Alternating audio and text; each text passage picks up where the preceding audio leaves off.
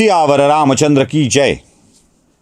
अयोध्येच्या राजा रामाने कुत्र्याला पडलेल्या जखमेवरून त्या कुत्र्याला राजदरबारात बोलवलं, त्याला विचारलं, मग त्या ब्राह्मणाला बोलवलं, ब्राह्मणाला बोलवून त्याला त्या कालंजर नावाच्या मठामध्ये कुलपती म्हणून नेमलं. तो तिथे काम करू लागला. कुत्र्याने त्याला शिक्षा देण्याच्या ऐवजी वरदान दिलं. असं का घडलं असावं असा प्रश्न आपल्या सगळ्यांना पडतो आणि प्रक्षिप्त काय असा प्रश्न पडतो. मागच्या भागात तुम्हाला मी म्हटलं होतं. म्हणजे मुळात रामचंद्रांचा दरबार व्यवस्थित चालू आहे असं सांगताना एखाद्या प्राण्याला न्यायासाठी रामाच्या दरबारात यावं लागावं अशी स्थिती असेल का आणि असं केलं जाईल का, हा पहिला प्रश्न. दुसरा प्रश्न, या कथेचा म्हणजे कुठेतरी याने ही कथा सांगितली, त्याने ती कथा सांगितली असा संबंध जोडत जो विस्तार केलेला आहे तो कुठेच दिसत नाही. त्यामुळं अशा अनेक कथा ज्या उत्तर रामायणात सुद्धा उत्तर रामायणाच्या रचनेनंतर घुसडण्यात आलेले आहेत. म्हणजे उत्तरकांड हे जसं युद्धकांड सुंदरकांड आहे तसं उत्तरकांड एक वेगळं आहे असं आपण मान्य केलं तर या कथांच्यामध्ये अनेक कथा पुढच्या काळात घुसविण्यात आल्या आणि या घुसविण्यात आलेल्या कथेपैकीची ही कथा. अशा कथा घुसवल्याशिवाय रामाच्या चरित्रावर आघात कसा करता येईल. आजही ही पद्धत बिनबोभाटपणे चालू आहे. मूळ घटना असते काय आणि त्या घटनेला उपकथानकं जोडली जातात काय. सीता त्यागाची कथा वेगळ्याच पद्धतीनं मांडण्यात आली. म्हणजे खरं तर मी तुम्हाला जे 42वा का 32वा सर्ग म्हणालो होतो आणि ज्या सर्गामध्ये सीतेनी रामचंद्रांना विनंती केली की मला असं वाटतंय की मी वनात गेलं पाहिजे, ते डोहाळे मला होत आहेत. रामचंद्रांनी वचन दिलं, रामचंद्रांनी वनात पाठवलं. तिकडे वाल्मिकींच्या आश्रमात युवराजांचा 2 कुशलवांचा जन्म झाला. वाल्मिकींनी कुशलवांना रामायण शिकवलेलं रामायण रामाच्या समोर मांडण्यात आलं आणि त्यानंतर सीतेनी माझी जबाबदारी संपली म्हणत या अवताराकार्याचा त्याग केला. ही कथा मूळ कथा. मग यात काय काय घालण्यात आलं. प्रसंग सीता त्यागाचा, अन्याय सीतेवरती झालाय हे दाखवायचं आहे. मग लोकांनी शंका घेतली. बरं, शंका घेतल्याच्या कथाही वेगवेगळ्या तयार करण्यात आल्या. कोणी म्हणालं त्या अयोध्येतल्या एका रजकाने हे वाक्य उच्चारलं, ते रामचंद्रांना कळालं. कोणी म्हणालं रामचंद्रच वेषांतर करून नगरात फिरत होते आणि त्यांना ही कुजबूज ऐकू आली. कोणी सांगितलं गुप्तहेरांनी रामचंद्रांना सांगितलं. उत्तरकांडात सांगितलंय की रामचंद्र मित्रांसोबत गप्पा मारत असताना हे कळलं. मग रामचंद्रांनी सीतेला सोडून आले वनात. जा, मला तो तोंड पाहण्याची इच्छा नाही म्हणाले. मग आपण लगेच कमेंट करायला सुरुवात करतो, नाही पण सीता त्यागाची घटना मनात घर करून जातेच बरं का. प्रभू रामांनी असं वागायला नको होतं असं आपण म्हणू लागतो. कथा मिसळत जाणे काय असतं लक्षात घ्या. थोडं थोडं थोडं करत त्यात टाकत जायचं आणि वेगळीकडं भलतीकडं चर्चा न्यायची. तुमची श्रद्धा रामावर आहे ना, तुमची श्रद्धा रामावर आहे. मग रामावरची श्रद्धा कमी करायची असेल तर रामाच्या आजूबाजूचा एखादा घटक घ्यायचा ज्याच्याविषयी तुमच्या मनात सहानुभूती निर्माण होईल आणि मग त्या सहानुभूतीचा वापर करून रामचंद्रांच्या चारित्र्यावरती वर्तनावरती शंका निर्माण करायची.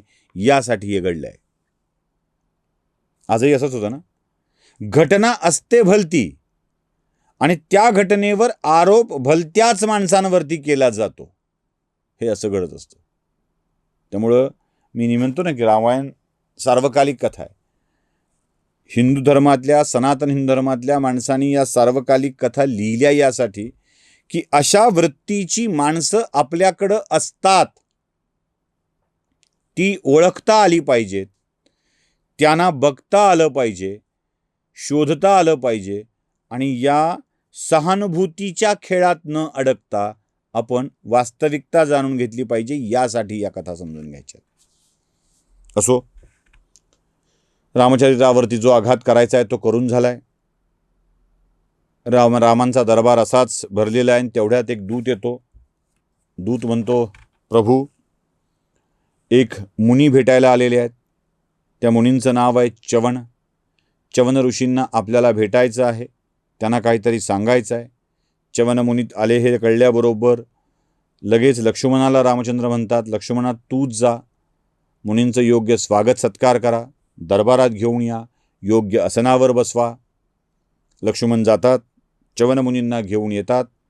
च्यवन मुनींचं स्वागत सत्कार होतो, पाद्यपूजा होते आणि च्यवन मुनी बसून रामचंद्रांना म्हणतात की रामचंद्रा, तुझ्या राज्याविषयी ऐकलं, खूप छान वाटलं, तुला आज प्रत्यक्ष बघून तर अजून आनंद होतो आहे.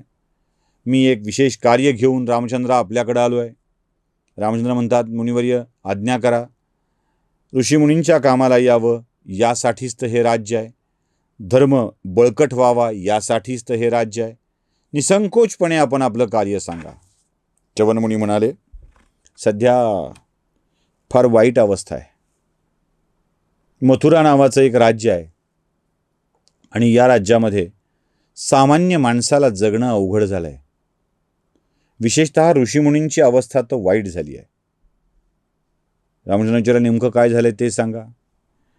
खूप वर्षापूर्वी मधु नावाचा एक राजा होता, मोठा दानवीर, धर्मपरायण.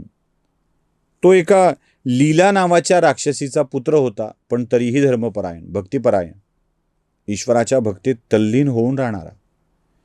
या मधूला एक दिवस असं वाटलं की त्याने महादेवाची तपश्चर्या केली पाहिजे. त्याने महादेवाची तपश्चर्या केली, दीर्घकाळ तपश्चर्या केली. महादेव प्रसन्न झाले, म्हणाले, प्रभू, या राज्य करताना मला त्याचा सांभाळ करताना आपल्या आशीर्वादाची आवश्यकता आहे. आपण मला आशीर्वाद द्यावा, त्यासोबत आपलं शस्त्रही मला द्यावं. भगवान शंकराने मधूच्या तपश्चर्येवर प्रसन्न होऊन आपल्या त्रिशूलाचं एक प्रतिरूप तयार केलं आणि ते मधूकडं दिलं. ते म्हणाले, हे जोपर्यंत तुझ्याकडे आहे तोपर्यंत तू अवध्य राहशील. तुला पराभूत कोणी करू शकणार नाही. कोणत्याही युद्धात तुझा पराभव होणार नाही. कोणतंही अस्त्र तुझ्यावर काम करू शकणार नाही. तेव्हा देवा, छान झालं. अजून एक विनंती आहे देवा, माझ्यानंतर हे शूल माझ्या पूर्ण परिवाराकडं राहावं, माझ्या मुलाकडं राहावं, माझ्या मुलाच्या मुलाकडं राहावं, ते कायमस्वरूपी माझ्या परिवारात राहावं अशी माझी इच्छा आहे. प्रसन्नपणे हसून महादेव म्हणाले, हे मी तुला दिलंय, तुझ्या परिवाराला नाही. हे शूल कायमस्वरूपी तुझ्याकडं कधीच राहणार नाही.